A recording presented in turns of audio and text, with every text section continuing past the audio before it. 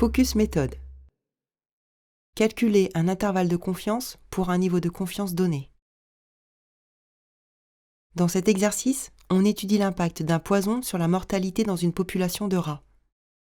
Pour réaliser cette étude, les scientifiques travaillent sur un échantillon qui permettra d'estimer le nombre de rats empoisonnés.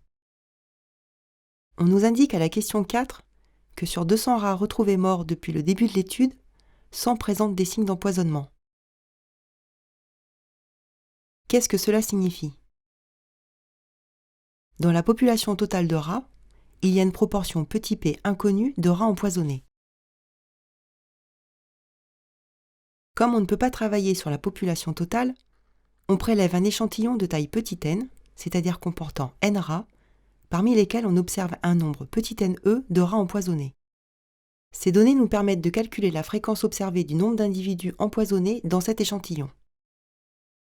La fréquence observée FOPS est donnée par le quotient du nombre petit n e de rats empoisonnés sur le nombre petit n de rats dans l'échantillon. Dans notre exemple, petit n e est le nombre de rats présentant des signes d'empoisonnement, soit 100, et petit n est la taille de l'échantillon, soit 200.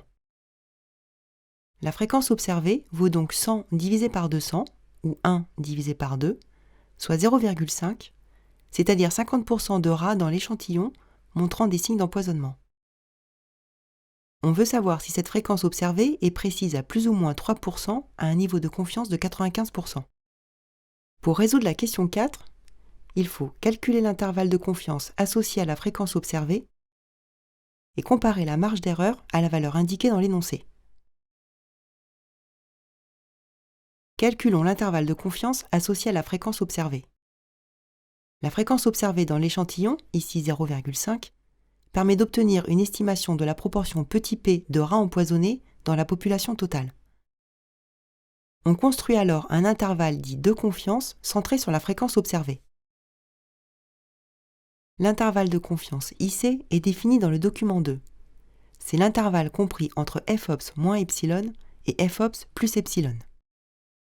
Epsilon est la marge d'erreur qui dépend de la fréquence observée FOPS du caractère, c'est-à-dire l'empoisonnement dans l'échantillon, de la taille petit n de l'échantillon, et d'un niveau de confiance fixé par l'expérimentateur et qui a un impact sur la valeur du coefficient K.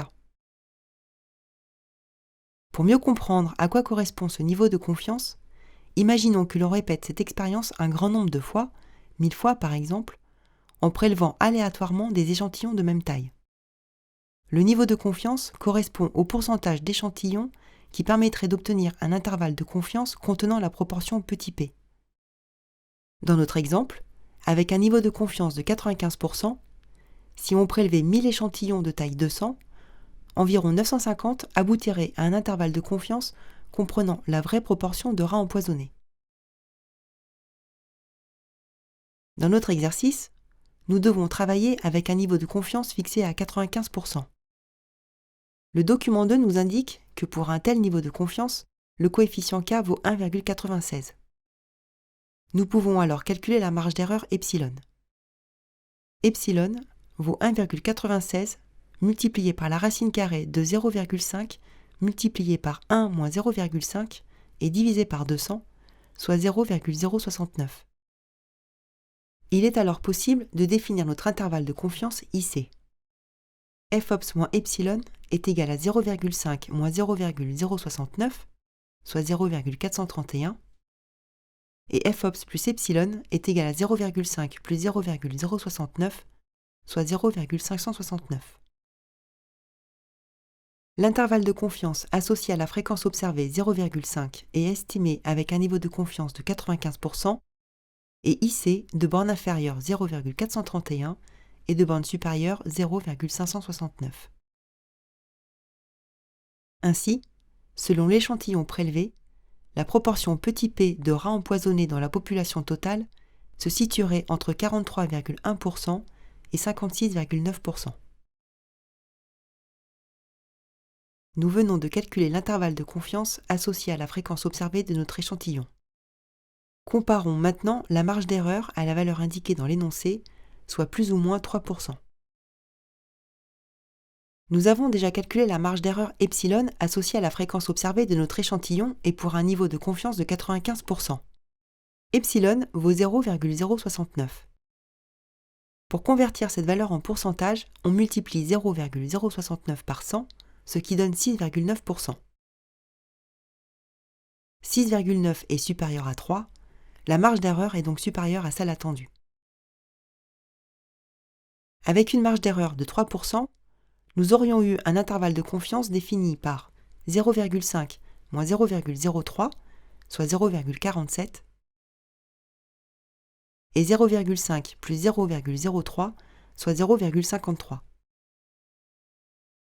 L'amplitude de notre intervalle de confiance aurait donc été moins grande que celle que nous avons obtenue avec notre marge d'erreur de 6,9%.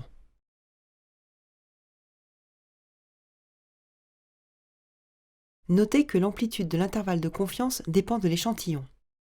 Cela s'explique avec la formule de la marge d'erreur epsilon. Pour une même fréquence observée, petit n étant au dénominateur, plus petit n est grand, plus epsilon est petit. Ainsi, pour la fréquence observée de notre exercice, soit 0,5, augmenter la taille de l'échantillon diminue l'amplitude de l'intervalle de confiance, quel que soit le niveau de confiance.